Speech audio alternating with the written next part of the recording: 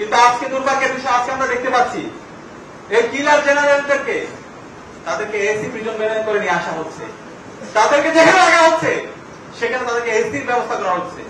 এটা কোন জাতির জন্য লজ্জা। জুলাই বিপ্লব পরবর্তী আমরা এই ধরনের এই খুনি জেনারেলদের এই অবস্থা আমরা দেখতে চাই না। আমরা তাদেরকে বাংলাদেশের যে আমাদের যে কারাগার আছে সেই কারাগারে তারা থাকবে। বাংলাদেশের যে আইন আছে, আন্তর্জাতিক অপরাধ ট্রাইব্যুনাল যে আইন আছে, সে আইন অনুযায়ী তাদের বিচার হবে। তারা যে হত্যা করেছে, তারা যে আইন আমল তৈরি করেছে, যে গোরন খুনের সাথে জড়িত আছে, সে অনুযায়ী তাদের বিচার হইতে হবে। এই বিচারের সাথে যারা জড়িত আছে, আমি আন্তর্জাতিক অপরাধ ট্রাইব্যুনালকে এবং অন্তর্বর্তীকালীন সরকার অনুরোধ করবো, আপনারা গাছ নিয়ে বিচার করেন। আপনাদের সাথে ছাত্র জনতা আছে, ছাত্র জনতা যেভাবে জোরে নেমে এসেছিল, প্রয়োজনে আবার রাস্তায় নামবে, কিন্তু এই কিলার জেনারেলদের তাদের দায় মুক্তি দেওয়ার কোন সুযোগ নেই। এই দায় মুক্তি দেওয়ার যারাই চেষ্টা করবে, বাংলাদেশের ফেসিবাদের যে পরিণত হয়েছিল, খুনি হাসিনার যে পরিণত হয়েছিল, তার চাইতে খারাপ পরিণতি আপনাদের হবে। আমরা যারা আবু সাইদের উত্তরসূরিরা, শহীদ ওয়াসিম, শহীদ আলীরা এখানে উত্তরসূরি আছি, আমরা ঘুমিয়ে যাইনি। আমরা আমাদের প্রতিবাদ প্রতিরোধ জারি রাখবো।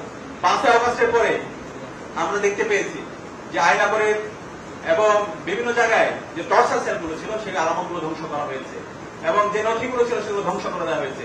এই 5 আগস্টের পরে এই নথিগুলো ধ্বংস করেছে কারা? কারা আয়নাগরগুলোকে ধ্বংস করেছে? তাদেরকে খুঁজে বের করতে হবে।